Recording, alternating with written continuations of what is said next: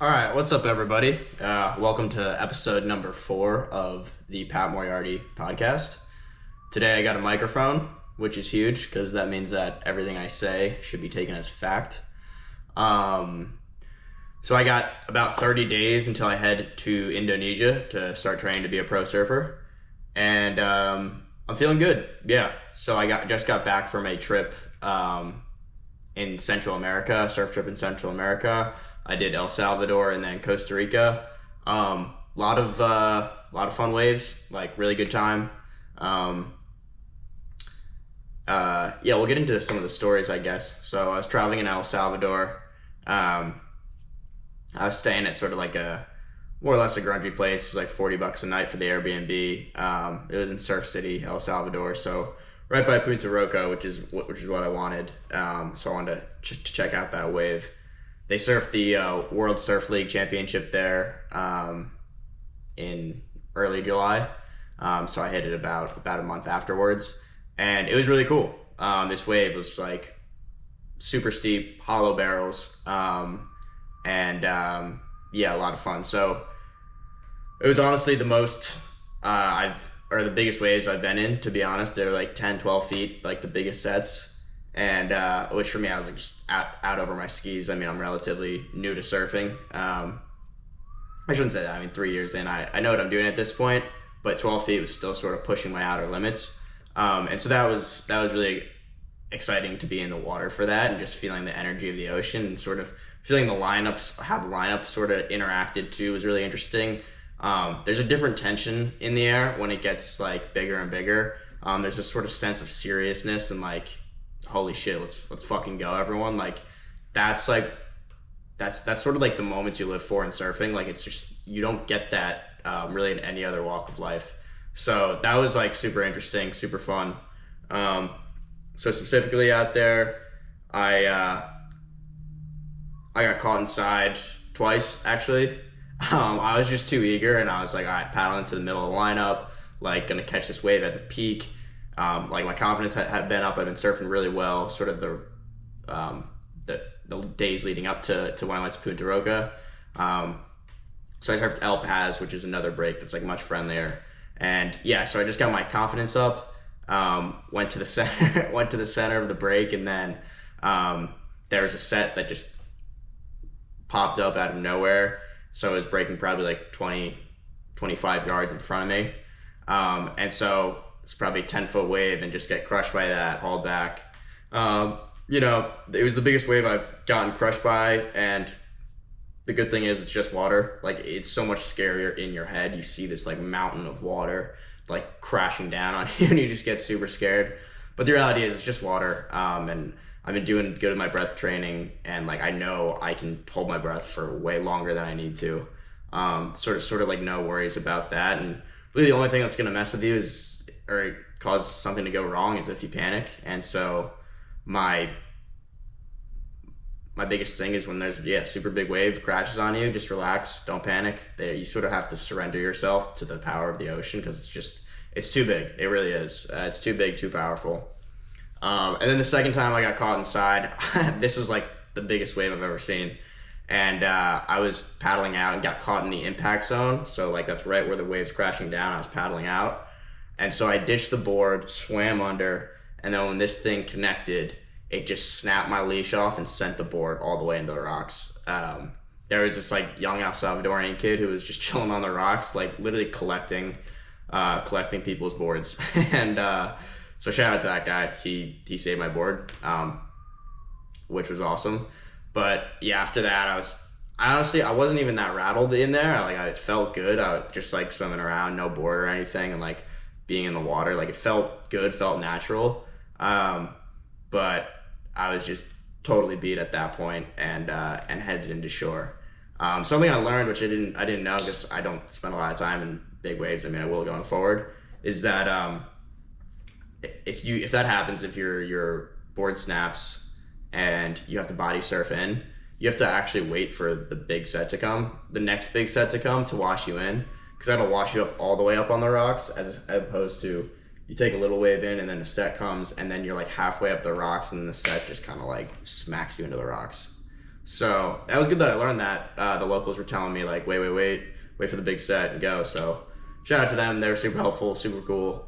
I find that with at most surf spots, almost anywhere, like the lineups are very chill. Not chill, maybe that's not the right word, but like everyone's like everyone's a surfer. Everyone like gets it a little bit, and it's like I think people get sort of unfounded anxiety about like a hairy lineup or like these guys are tough. Like we're all just people in there. So with me, like I don't know, that's what I always think, and like I think particularly too once you sort of work your way up the like competence level of surfing, like you have the confidence that like you're not doing something wrong. When you first start, you think like, oh, am I cutting someone off? Is he pissed off at me? All these things, but like once you get confident enough, you understand sort of like the rules and like what's allowed, what's not allowed, and like if you are just like holding yourself accountable, which like I do I do when I go out in the water, it's like it's no big deal. So for me, that's been something actually that I've probably improved on the most in regards to surfing, just like being out there in the lineup and not feeling intimidated, feeling like I deserve to be here. It's like it's a cool feeling, and it was nice to be in like a break that was literally like a professional break. Like there were other pro surfers there, and like I felt like I belonged. You know, I feel like if you draw me on like a like NBA basketball court, I'd be like, this is nonsense. I should not be here right now. But when I was in there, I felt like I belonged. I felt confident, and so I'm proud of myself for that. And then next part of the trip, headed to Costa Rica. Nosara is like one of the first places I learned to surf.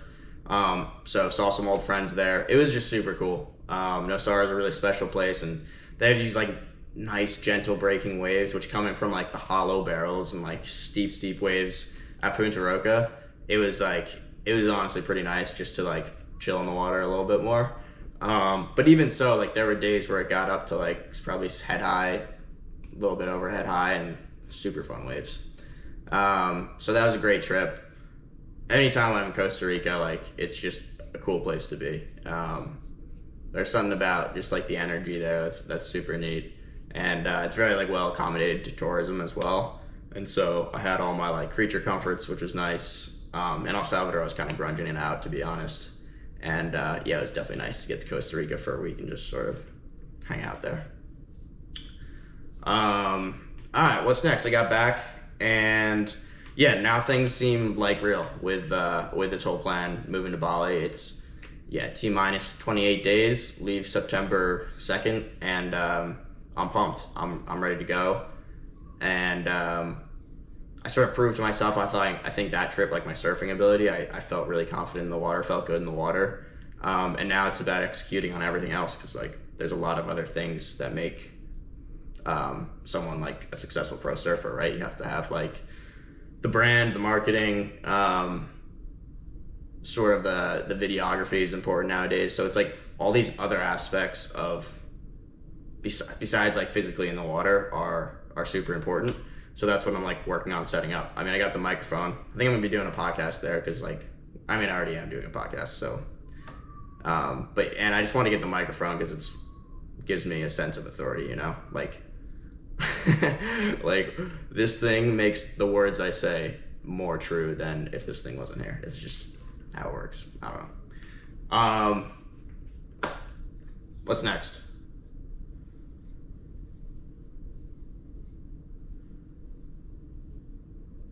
Coming back here and surfing, coming back to the Northeast and surfing is like, it's a different sport. Like it's so much more fun when you're in better waves. Like that's the only way to say it. So, I mean, I'm still getting out to Montauk and to Jersey Shore whenever I can.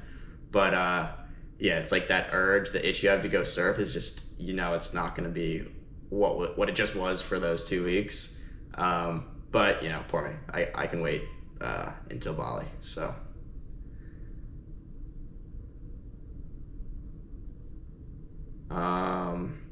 What else do I have? Training has been going well. So I was like sick for the past weekish, we'll call it. The week I got back, I was sick, and then really today I'd say was the first day that I felt like really good training again. I did about 2.5 Murphs today, which is run a mile, 100 pull-ups, 200 push-ups, 300 squats, run a mile. So I did that about 2.5 times, and felt really good. Just like finally felt like I got my strength back, and yeah, one of those workouts that like will get you back in the saddle. Yeah, I mean, that's probably why I'm doing this right now. Just coming back from a workout, feel really good. All right.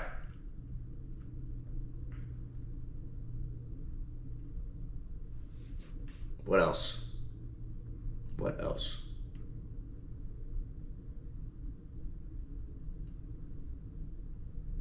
I think, no, I gotta have something else in my head.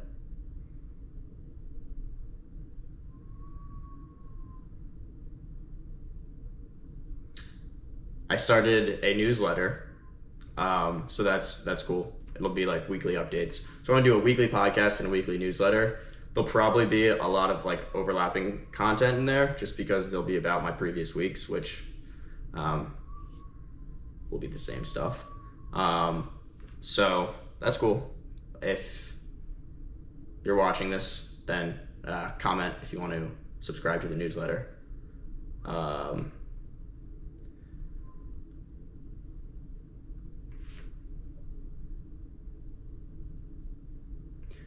Yeah, the only other thing that I got is like, I think my video, the announcement video, the true announcement video, like all this stuff is sort of background, like beta testing, if you will. I'm like nervous / excited for the main video, announcing what I'm doing. It's probably just gonna be shot like this. Maybe have some more animations and stuff like that. Some music, flair for dramatic, all that good stuff. But I'm gonna be posting it. That's when I like really, I guess, come out and say I'm doing this. So it's like, that'll be on LinkedIn, YouTube, Twitter, Instagram, like all the above. I think for me, it's really the Instagram and the LinkedIn are probably the big like vectors of attack, because I already have like connections / followers there. On Twitter and YouTube and everything else, it's like I have 5 followers, which is awesome. But there honestly is something nice to that, because I can sort of just do things like this and just like, it's just like a practice like playpen almost. I wouldn't post like this video on Instagram or anything like that, because I'm just whatever, not polished enough for it, or like, at least I say that, like, it just allows you to get like almost stream of consciousness type work out, which I think is good. And for those of you watching that are like, yeah, you should feel like special, because you're the minor few that what will one day be hopefully an empire.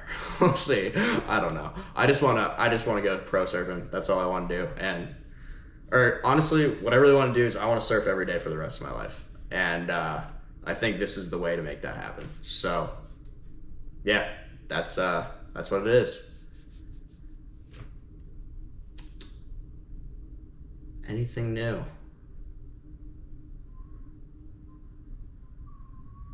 I don't think so. I think that covers what I've been up to. Cool. Comment, like, all that stuff. Peace.